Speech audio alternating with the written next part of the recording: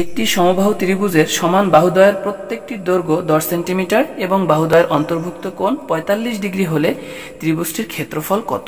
এই সমস্যাটির সমাধান কয়েকটি উপায়ে দেখানো যায়। প্রথমত যে উপায় দেখানো যায় সেটি হচ্ছে কৌণিক মান থেকে কোনো একটি ত্রিভুজ ক্ষেত্রের ক্ষেত্রফল নির্ণয় করার যে সূত্র, সেই সূত্র থেকে দেখানো যায়, এবং ত্রিভুজ ক্ষেত্রের ক্ষেত্রফল নির্ণয় করার যে বেসিক সূত্র বা সমকোণী ত্রিভুজ ক্ষেত্রের ক্ষেত্রফল নির্ণয় করার যে সূত্র হাফ ইন্টু ভূমি ইন্টু উচ্চতা, সেটা থেকেও এর ক্ষেত্রফল নির্ণয় করা যায়, এবং সমদ্বিবাহু ত্রিভুজ ক্ষেত্রের ক্ষেত্রফল যে b divided 4 into √4a square minus b square, সেটা থেকেও এই ক্ষেত্রফলটি বের করা যায়। তা আমি শুরুতে কৌণিক মান থেকে ক্ষেত্রফল নির্ণয় করার যে সূত্র, সেটা থেকে আমি প্রমাণ করে দেখাবো। আমি জানি অলরেডি আপনাদের ভিতরে প্রশ্ন হয়ে গেছে যে কৌণিক মান থেকে ক্ষেত্রফল নির্ণয় সূত্র থেকে হয়তো এটির ক্ষেত্রফল নির্ণয় করা সম্ভব, কিন্তু কিভাবে এটি সমকোণী ত্রিভুজ ক্ষেত্রের ক্ষেত্রফল নির্ণয় করার সূত্র থেকে এর ক্ষেত্রফল নির্ণয় করা যায়? অবশ্যই যায়। Wait for some time, I will be able to do it, there is no doubt about it। মানে আমি পারবো, এ ব্যাপারে কোনো সন্দেহ নেই।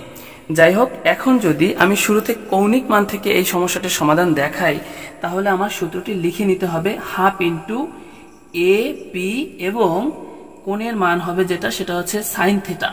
কোণের মান দিতে হবে, থিটার মান দিতে হবে, বাট সাইন দিয়ে দিতে হবে। আমরা এখান থেকে প্রমাণও করে ফেলতে পারি যে কেন এটা সাইন থিটা দিয়ে নির্ণয় করা যায়। যাই হোক, আমি সেদিকে যাব না। এখন আমরা যদি এই ক্ষেত্রফলটি নির্ণয় করতে চাই, তাহলে আমরা এ এবং বি এর মান কি দিব, সেটা আমাদের জানতে হবে যে এখানে আসলে কোন দুটি বাহুর মান দিতে হবে। সেটা আমাদের এই সূত্রের শর্তে দেওয়া আছে যে এই কোণটি যে দুটি বাহুর জন্য তৈরি হলো, সেই দুটি বাহুর মানই এখানে দিতে হবে। তাহলে হাফ ইন্টু এই দুটি বাহুর মান কত, এটাও কিন্তু 10, এটাও কিন্তু 10। এখানের বর্ণনা অনুযায়ী এই দুইটাই কিন্তু 10 হবে। তাহলে 10 ইন্টু 10, এবং এখানে যদি সাইন 45 ডিগ্রির মান দেই, এখানে যেহেতু 45 ডিগ্রির কথা বলা হয়েছে, যদি 45 ডিগ্রি দেই তাহলে হবে হচ্ছে হাফ ইন্টু 100 1/√2। এখন প্রশ্ন হচ্ছে কিভাবে এইটা 1/√2 হয়।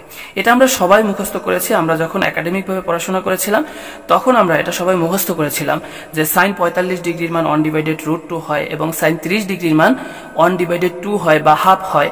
এখন প্রশ্ন হচ্ছে কেন এগুলি এভাবে হয়। আসলে এগুলিও প্রমাণ করে দেখানো যায় যে এই মানগুলি কিভাবে এইরকম ভাবে তৈরি হয়। এখন যদি আমরা এই সমস্যাটির সমাধানের দিকে চলে যাই, তাহলে কিন্তু আমরা এখান থেকে লিখতে পারি 50। এইবার এখান থেকে যদি আমরা ভাঙিয়ে লিখি, এই 50কে যদি ভাঙিয়ে লিখি তাহলে 10 ইন্টু 5 দিতে পারি, 1/√2 এখানে দিয়ে দিলাম। এইবার 10 কেও কিন্তু ভাঙিয়ে লেখা যায় কিভাবে, 2 ইন্টু 5। কেন যেভাবে ভাঙিয়ে লিখছি তার আসলে কারণ আছে। 1/√2 দিয়ে দিলাম।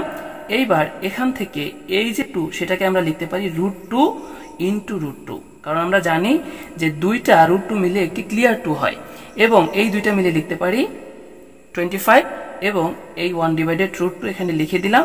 এই √2 এবং এই √2 কাটাকাটি হয়ে যায়। এইবার আমরা লিখতে পারি যে 25√2। এইটাই হবে এই সমস্যাটির সমাধান।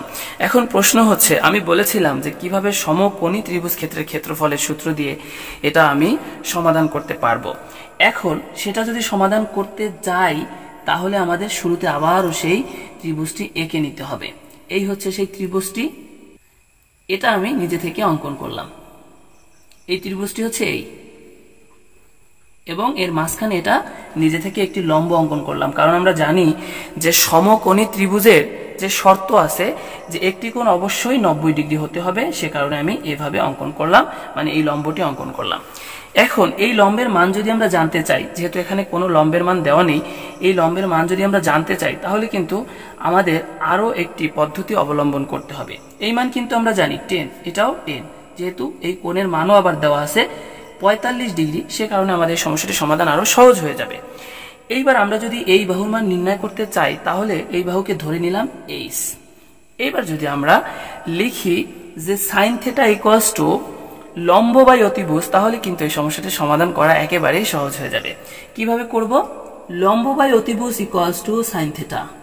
10 এই পাশে ভাগাকারে আছে, এই পাশে গিয়ে গুণ হয়ে গেল, এবং আমরা সাইন থিটার মান কিন্তু দিয়ে দিতে পারি 45 ডিগ্রি, সাইন 45 ডিগ্রি। এইবার এই 45 ডিগ্রি এর মান কত, একটু আগে কিন্তু আমরা নির্ণয় করেছি। এই 45 ডিগ্রির মান হবে 1/√2। এখান থেকে আমরা আবার এটাকে ভাঙিয়ে ফেলি, 2 ইন্টু 5 1 ডিভাইডেড √2। আবার কিন্তু আমরা এখান থেকে ভাঙিয়ে নিতে পারি, √2 ইন্টু √2 ইন্টু 5 1 ডিভাইডেড √2, এখান থেকে √2 কাটাকাটি, তাহলে হয় 5 √2। এইচ এর মান কিন্তু আমরা পেয়ে গেলাম। এইবার আমরা এই ত্রিভুজ ক্ষেত্রের ক্ষেত্রফল নির্ণয় করতে পারবো। এইবার যদি আমরা বলি ভূমি কত, ভূমি কিন্তু এই যে 10 সেন্টিমিটার। এখন আমরা যদি উচ্চতার কথা বলি তাও কিন্তু আমরা বলতে পারবো কত, 5 √2। এখন আমরা যদি এখানে বসিয়ে দেই হাফ ইন্টু ভূমি ইন্টু উচ্চতা, জায়গা স্বল্পতার কারণে আমি একটু ছোট করে লিখছি, তাহলে ভূমি কত 10 এবং উচ্চতা কত 5 √2। এইবার আমরা কি করতে পারি, এই 2 দিয়ে এই 10 কে কাটতে পারি, কাটাকাটি করলে হয় 5 5 গুণ করে দিলে হয় 25 √2। দেখুন এই ক্ষেত্রফল এবং এই ক্ষেত্রফল একই হয়ে গেছে।